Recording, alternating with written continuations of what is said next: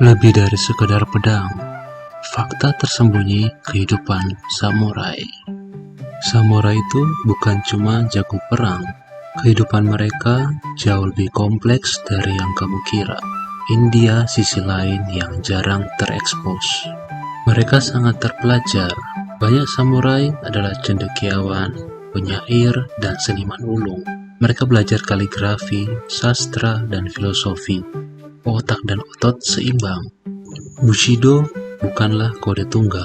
Jalan kesatria atau Bushido yang kita kenal sekarang sebenarnya adalah kumpulan prinsip moral yang berkembang seiring waktu, bukan aturan tunggal yang kaku dari awal. Jadi, fleksibel ya. Tradisi seppuku, ritual bunuh diri yang sangat berat ini sering dilakukan untuk memulihkan kehormatan. Tapi tujuannya bukan hanya itu. Kadang juga sebagai bentuk protes atau kesetiaan yang ekstrim. Wih, serem ya.